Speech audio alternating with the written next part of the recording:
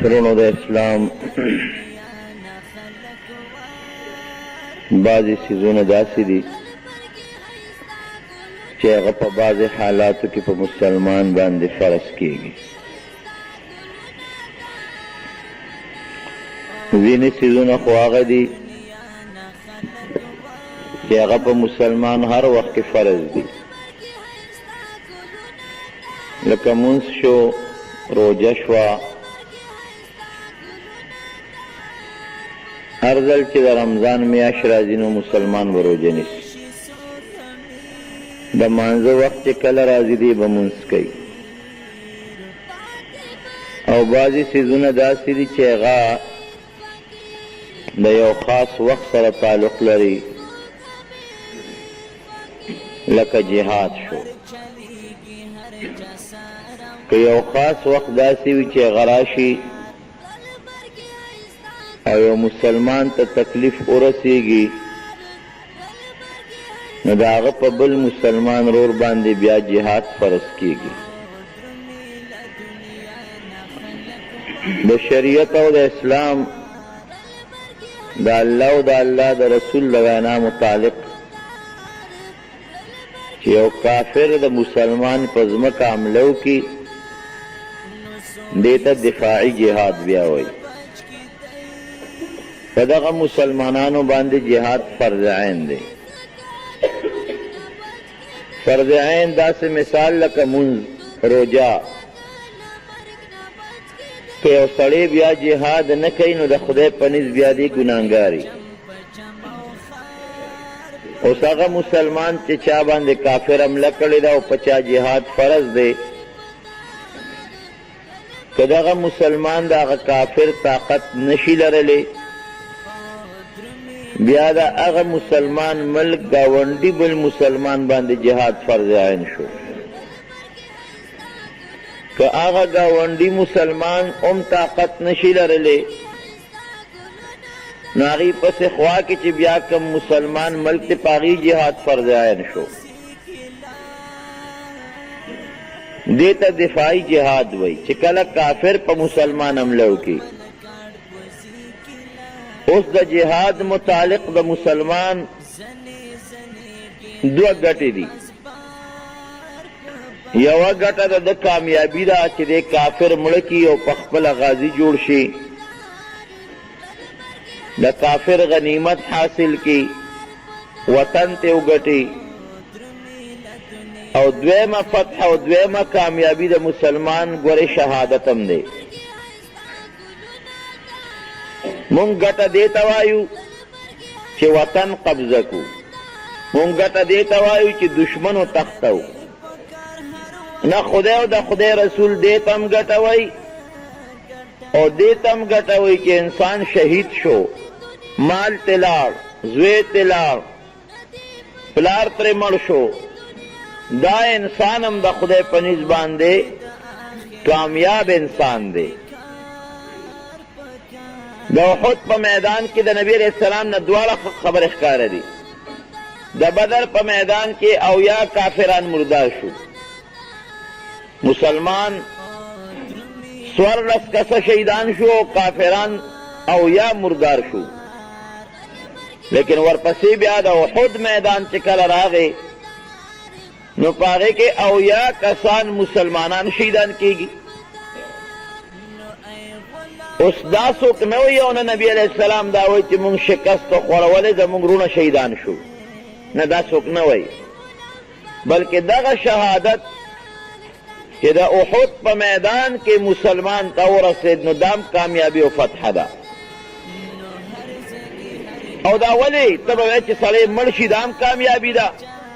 بېشک لویه کامیابي د الله رضا ده. لویه کامیابي دا ده چې ته د خپل مال او د خپل سر دا د خدای په دربار کې وقف کې. ان الله اشترى من المؤمنین انفسهم واموالهم بان لهم الجنه. دا خپل نفس او دا مال دا د الله لار کې وقف کې، دې نه غټه قرباني بله نشته.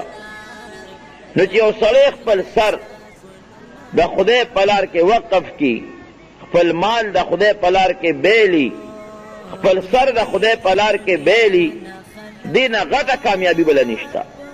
د مسلمان د پاره یا خو شهادت دی او یا د مسلمان د پاره غازی جوړېدل دي. دوه خبرې دي، یا غازی او یا شهید، دواړه ګټې دي.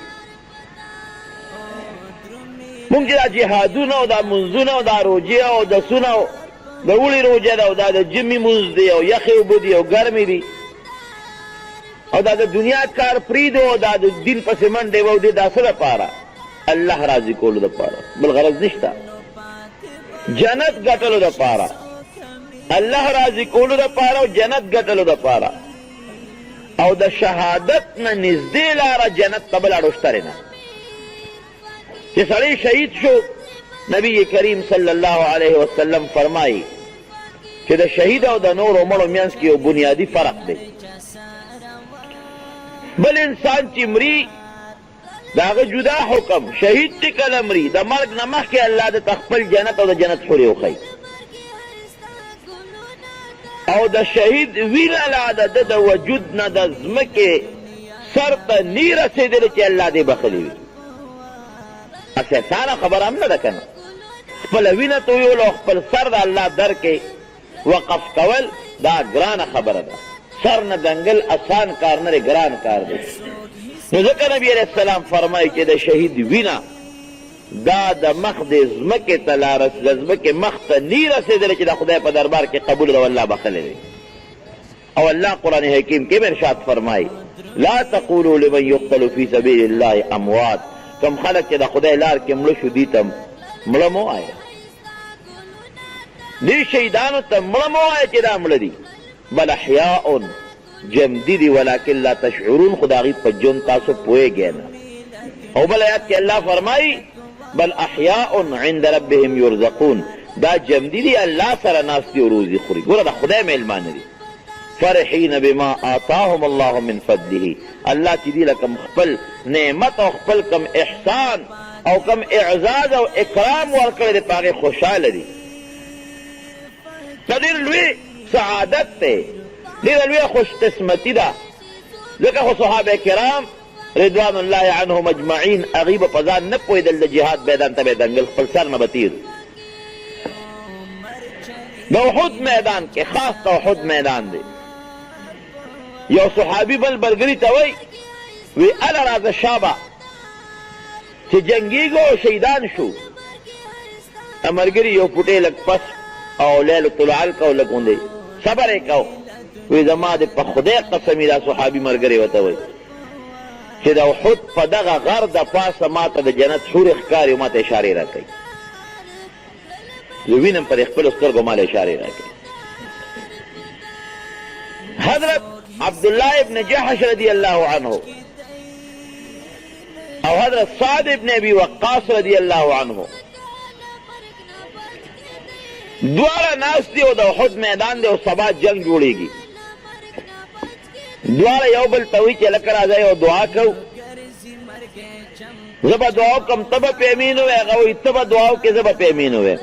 ډېره ښه ده. نو سعد ابن ابي وقاص رضی الله عنه فرمایي دې عشره و مبشرونه دي کم لس کسان چې د جنت زیر دنیا کې ورته ملو شوی دی، یو پکې دی. وی ما وی چې ښه نو لاول به زه دعا کوم ورپسې به ته دعا کوې. وی ما دعا وکړه چې یا الله سار له مې د یو مضبوط کافر سره مقابله راوله چې زه هغه په توره وام او هغه ما په توره وایي. او اخره کې پې زه زورور شم او دا سر ته یې غاړه وغورځوم. وی هغه وی امین.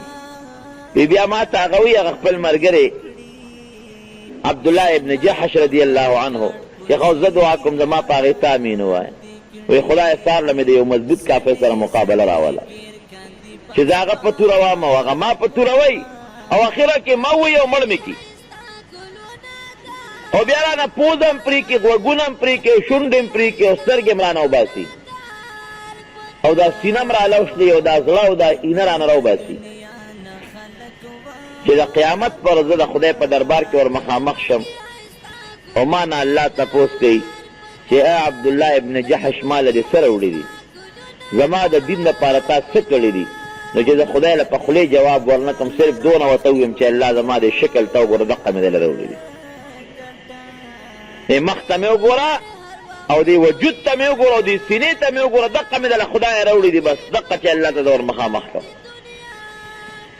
وی سبا چې د جنگ میدان ګرم شو وی زما د یو مضبوط کافر سره مقابله راغله هغه دعا مې خدای قبوله کړې وی ما هغه په توره و زه هغه په توره والم ما هغه و هغه زه والم اخره کې پې ماله خدای بری راکړه او سر مې ته یې غاړه وغورځو وی ما وی چې زما دعا قبوله ده معلومیږي دا چې زما درور عبدالله ابن جحش دعا به هم داسې قبوله وی څه ګورم چې د هغه هم د یو مضبوط کافر سره اوس تورو باندې لګیا دی او کلسار خیږي هغه مو یو دی هم وی اخره کې دی و په توره باندې را پرېوت شهید شو